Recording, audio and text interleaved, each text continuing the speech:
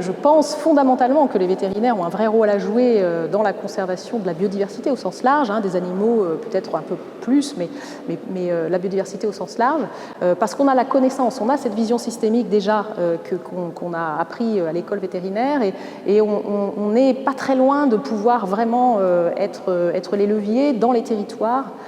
pour que la prise en compte de la biodiversité soit mieux faite. Je pense que la formation vétérinaire devrait un peu plus s'axer là-dessus. C'est ce qui est en train de se dessiner un petit peu avec le groupe One Health, une seule santé, qui essaye de mettre en dialogue des vétérinaires, des médecins, mais ça c'était déjà fait en fait depuis longtemps, mais également dans One Health, les écologues qui viennent ajouter leurs expertises à celles des vétérinaires et des médecins pour comprendre la santé de façon différente, de comprendre que tout ceci est lié, que nous sommes dans un système en fait, et pas uniquement gérer des individus ou même voir des troupeaux ou des populations, et que ce système, sa compréhension globale et surtout la compréhension des impacts que peuvent avoir des solutions de gestion sur l'ensemble du système est importante. L'IPBES a rendu un grand rapport en 2019 sur l'état de la biodiversité dans le monde et les pressions qui s'exercent sur elle, et c'est vrai que les conclusions de ce rapport sont assez défavorables, voire même très défavorables, puisqu'elles parlent sur les 8 millions d'espèces qu'ils ont considérées, elles parlent de 1 million d'espèces menacées. Par ailleurs, on a d'autres chiffres qui signent aussi un petit peu l'état de la biodiversité, c'est que 75% des sols au niveau mondial sont dégradés, à fortement dégradés, et donc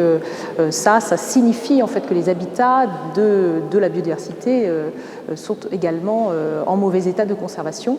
On a aussi des chiffres sur, par exemple, les populations d'oiseaux en Europe, où on était à 2 milliards d'oiseaux il y a 30 ans, on est à 1,5 milliard aujourd'hui, ce qui veut dire qu'on a perdu 500 millions d'oiseaux entre-temps, et les causes principales de cette érosion de la biodiversité, de ce déclin catastrophique des animaux, c'est d'une part le changement d'usage des sols, donc principalement dû aux activités humaines et à l'agriculture notamment,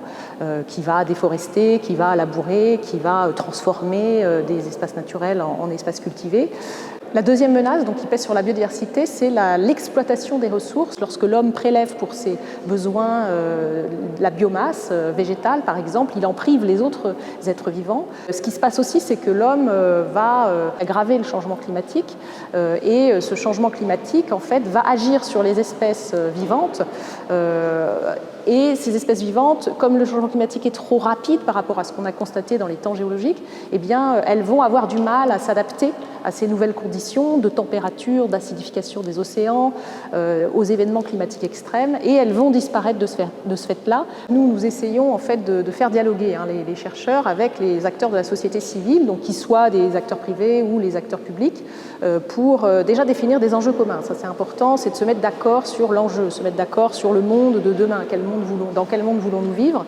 Et ensuite, face à ces définitions d'objectifs communs, on essaye de trouver des solutions qui soient pragmatiques, qui soient des solutions